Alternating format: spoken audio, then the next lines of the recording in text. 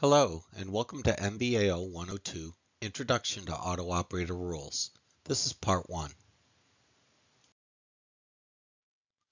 MVAO 102 is the second in an 8-part series of courses covering MainView Auto Operator.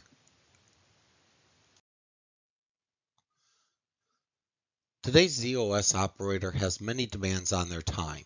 They're responsible for monitoring the clock for time-driven events such as starting and stopping initiators or bringing down CICS regions. They're also responsible for fielding calls that are coming in from applications and systems people that require some type of action the operator needs to perform. In addition to that, they're also responsible for monitoring the consoles, of course. And here they're looking for WTORs or exceptional conditions that require some type of action to correct. And in addition, all these events coming in, the operator needs to consider the company's policy. So what is the right way to respond to these events and requests? Well, ultimately it comes down to a few different things. They can ignore the event, that is, it take no action. They can respond to the event. Maybe they want to reply to a WTOR, issue a command, start a job, or they can tell someone about it. And they can do so by either picking up the phone and calling someone, maybe they generate an email to them, open a problem ticket, etc. So the operator has a lot of demands, and there are a lot of different things they need to do as a result of those demands. Fortunately, AutoOPERATOR provides a rules processor or automation engine. The automation engine will monitor for events in the system, which may be messages, commands, they can be time-driven events, variables, a whole bunch of different types of events. And when these events come in, the automation engine will begin to compare the event against the selection criteria that's been defined for automation. If he finds a match, then he'll take the actions that are also specified in that automation. Those actions may include ignoring the event altogether. Maybe you want to respond to it by responding to a WTOR, or perhaps tell somebody by generating an email or a page. And when you take these actions, they will subsequently generate new events that are fed into the automation engine, which are further qualified to see if additional action should be taken.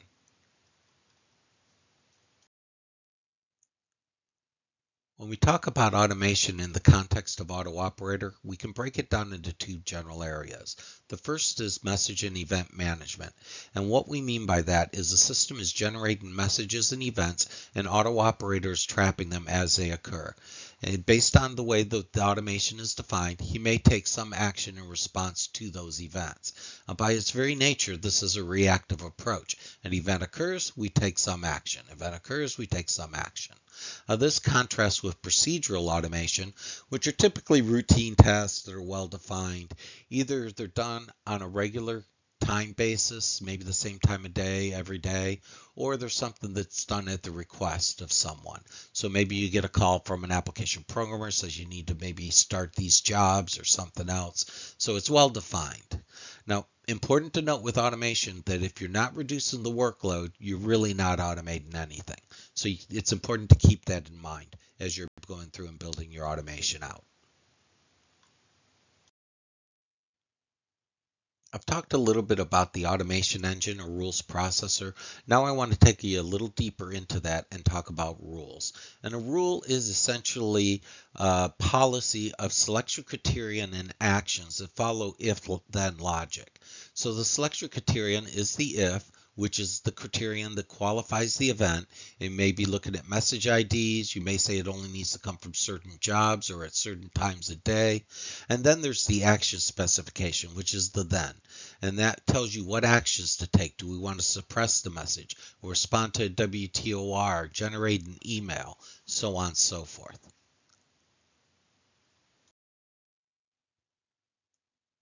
AutoOPERATOR supports many different event types. We can generate all of these types of events and trap them in AutoOPERATOR. We have alarms, we have AutoOPERATOR alerts, which are internal exceptions that we can generate. We have messages come from our internal journal. We have time events, we have variable events, and of course down near the bottom you can see we have messages, commands, end of stop, end of memory, and then time limits being exceeded. And we also have events for various subsystems if you have the components of AutoOperator that support them. So for CICS, we can see transient data queue messages. For I-MVS, we can see AOI exit messages. For MQ, we can capture the instrumentation events. If you have the NetView piece, we can look at NetView commands or messages that occur from NetView. And for DB2, we can see the DB2 messages. So it's quite a wealth of different event types coming into AutoOperator that can be automated. And when these events occur, AutoOperator can take many different actions. He can modify the message. He can highlight it or low light it. He can suppress the message altogether. We can generate exceptions to the AutoOperator alerts display. We can issue all different types of commands, JES commands, MVS commands, MainView or AutoOperator commands, I-MVS commands, so on and so forth. We can set shared variables, which in turn can spawn new events in the rules processor. We can issue WTORs. We can route messages to specific consoles. We can post conditions in Control M, or maybe you want to schedule an exec to run, and from an exec, you can do pretty much anything you want to.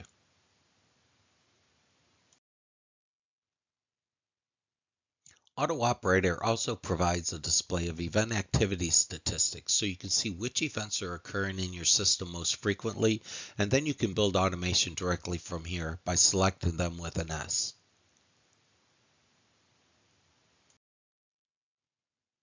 There are many reasons you might want to use event statistics generated by AutoOperator, and here are a couple of them. First, and probably the primary reason you would do, is for message analysis, to look at your events by event type and message ID and see which ones occur the most. You'll also be able to identify which ones are not yet automated and do so fairly quickly directly from that display. Important to keep in mind that the text that will be shown in the event activity statistics is the text from the first match of that message ID. Also, be aware that AutoOperator by default captures the first 510 unique events. He does use 128 bytes of ECSA for each of the events. That's not a terrible bunch given that it's above the line. You can specify 0 for that value, and it will disable the collection of the event statistics altogether.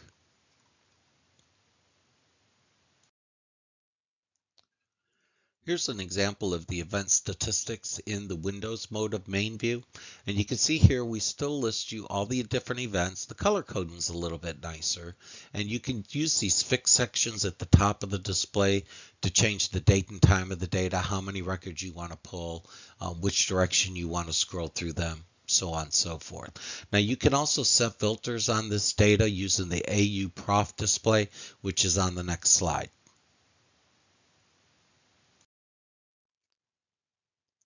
So here you can see the AUProf display, and we can set filters in a number of different ways. We can filter by the event message IDs, the event types, the event time or date. Maybe we want to look at it by job names or job numbers, and we can select any combination of these we want.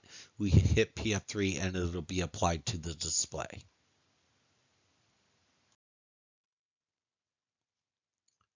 Here's an example of the primary rules display in AutoOperator. At the top, there are several different commands you can use to control what's displayed on the panel. The stat show shows you the statistics that are displayed at the middle of the screen.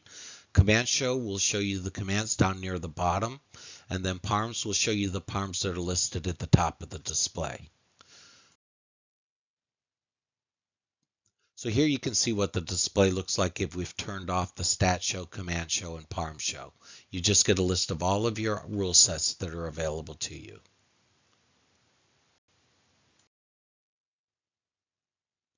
In the rule set overview, we can scroll to the left to see the documentation fields associated with our rules. If we scroll to the right, we can see the selection criteria for the rules. We can use the header line above the display to create masks to do filters. We can add rules either by using an insert line command or the add primary command. And if you want to edit an existing rule, you would select it with an S. Now you can do sorts on the display. It does not sort the data in the rule set itself.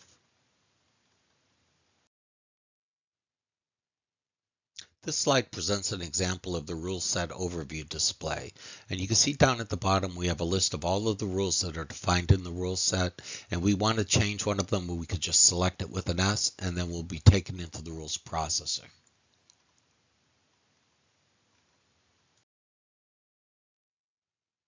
Before we go further into the rules processor, I want to mention a few things about the detail control display. The first, it's important to note that the rule ID must be unique within the paths that hosts AutoOPERATOR. If the rule ID is blank, it will default to a value of RUL followed by a series of numbers that are assigned when the rule set is enabled. The best practice for your rule IDs is to use the message ID where possible. There may be some instances where you want to process the same message ID by multiple rules. In those cases, it's suggested to change the low order character into a 1 or a 2 or an A or a B, whatever works best for you. Now, if you put a rule into test mode, it will fire, but it will only simulate taking actions. It won't actually do anything, but it will generate a message to the AO journal indicating it did fire. So it's a nice way to be able to test your selection criterion without having to take the actions. And there's also a field for match rate that allows you to control the flooding of messages. It's very handy when you're testing automation to keep you from creating recursive automation that feeds on itself. And before you know it, you're generating 100 events a second. So with the match rate, what we can do is say, okay, you can only do this 10 times in 60 seconds. And if you do it that long, then I want you to wait a full minute before you start processing them again. And that way it keeps your system running if you do something really bad.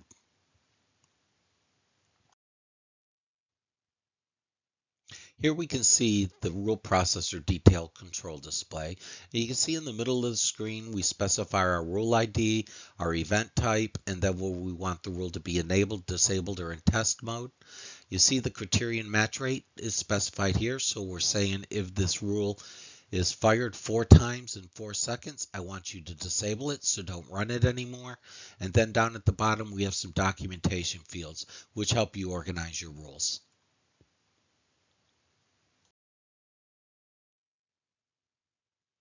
The value of the rules documentation fields is limited by the quality of your standards. We do have some recommendations. The first is for the group that you put the functional area of the system that the rule is related to, such as CICS or DB2. For the function, we suggest that you put in what action the rule is taking. Is it generating an alert, issuing a command? For the description field, it's important to try to use those 40 characters as best as possible to describe what the rule is doing. The reason for that is if you don't put a good description there, then you have to go into the rule and go through the panels and kind of piece together what it's doing. Now you can see these fields from the overview panel if you scroll to the left, and you do have the ability to set masks on any of these fields to filter the display and only see the rules that you're interested in.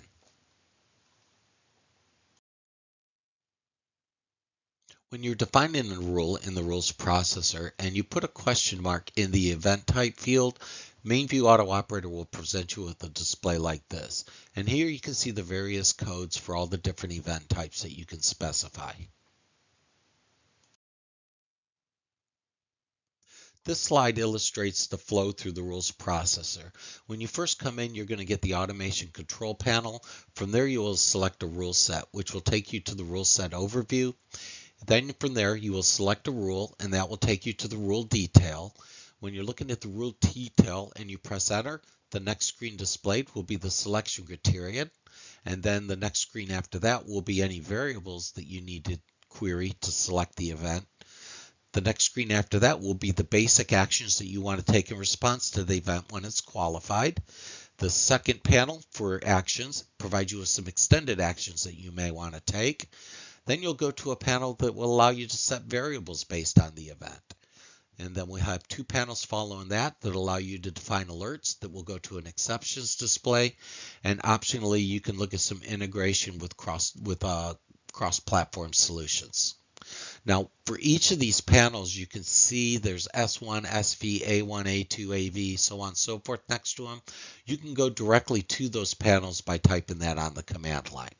If you do a PF3, you'll go directly back to the rule detail display. And if you do a PF3 from there, it will apply any changes you made in the rules processor. This is the selection criteria display that you would see for an MVS message. Here we can specify what the text of the message ID is, optionally any text that occurs within the message, and then we can also go down and specify job names, job class, descriptor or route code, so on and so forth. Do keep in mind that the more criteria that you specify here, then the more comparisons need to be done for the rule. So it's recommended that you keep these to the minimum needed to qualify the event.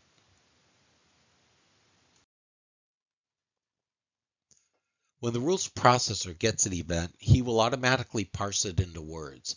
And words are essentially values that are separated by spaces and or commas. If you have 2 commas in a row, then AutoOperator will assign that word a null value. So word 1 is always going to be the message ID. And then additional text will be broken out by the spaces or by commas that occur within it. So here's an example of how the words are parsed from a message. In this case, you can see at the top, the word 1 is the message ID, IEF501D. Word 2 is 3EC. And then you'll notice that words 3 and 4 are nulls. And that's because there's nothing between the commas. So they still count, they're just nulls. Then word 5, the next value, 005123. Then again, you have 2 commas, so word 6 is a null. And then word 7 is DSN equal XXXXX.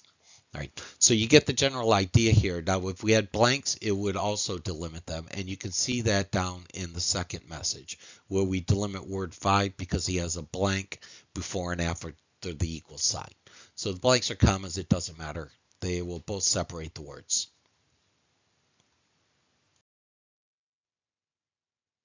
The next panel that is displayed is the variable dependencies panel.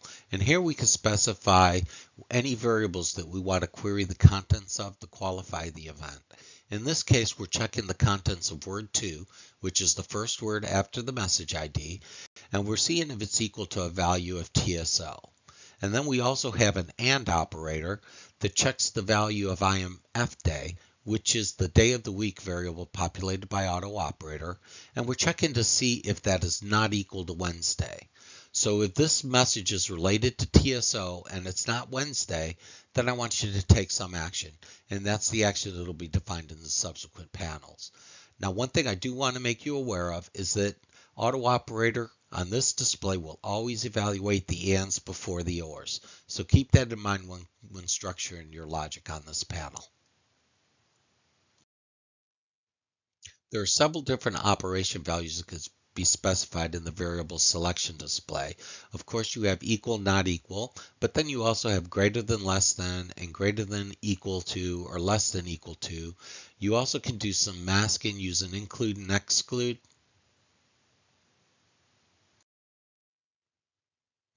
As well as a number of different hexadecimal and binary operations. I'm not going to go through all of these. They are available in the help panels in the AutoOperator variable dependencies display.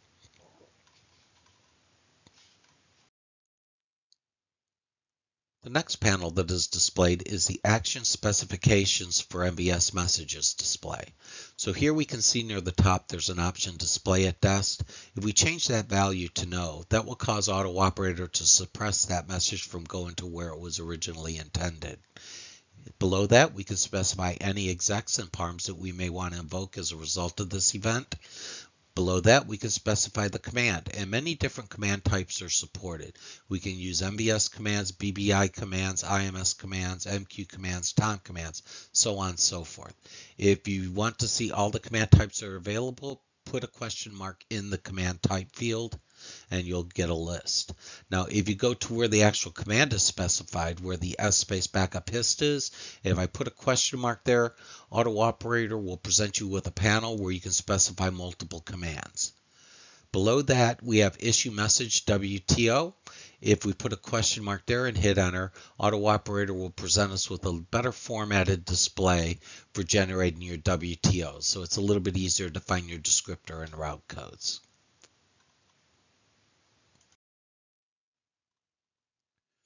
And here's the panel that we would see if we put a question mark in the command type field, and we can see the various different commands that we can issue.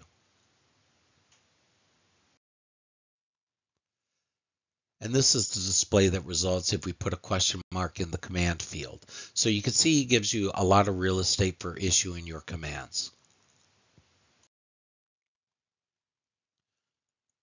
And this is the display that you'll get if you put a question mark in the issue message field. So you can see it breaks out the descriptor codes and route codes, the console names. So it's just a little bit easier to format what you want it to do.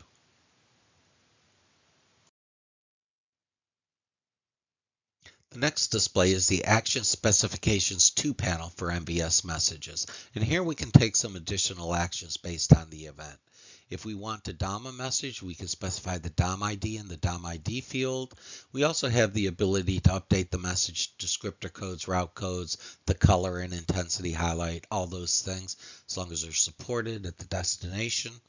And we also have the ability to set conditions in Control M or force jobs using these fields at the bottom of the display.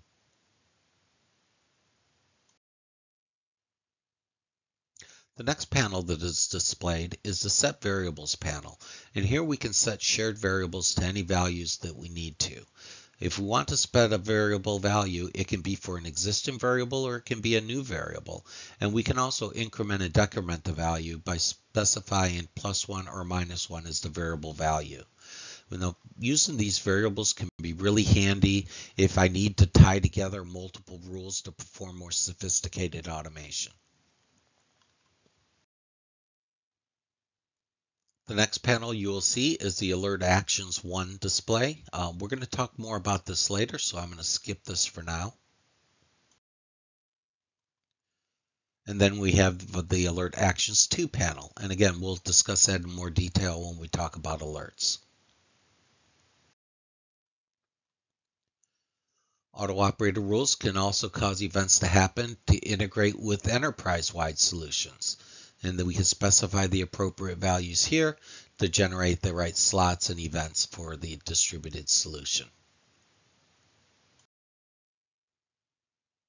A couple notes about creating rules. It's important to note that when you do an add, the AutoOPERATOR will put the rule you're adding at the bottom of the rule set. If you need to move it to a different place in the rule set, use the mline command to move it to where you need it to be. Also important to point out that when you repeat or copy a rule, it will build a dummy rule ID. Generally starts with RUL and then a bunch of numbers.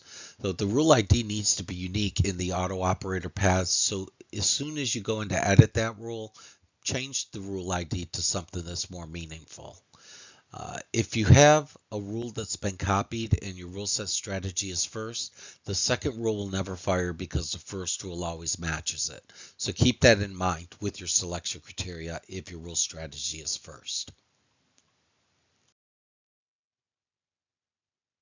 Rules are maintained in what we call rule sets. And rule set is a PDS member. It's also loaded into storage. The rule set itself is stored in the UBB-PARM library with a member name the same as the rule set name. It is recommended to use RUL followed by 5 characters instead of AAORUL because the AAORUL is reserved for BMC type rules.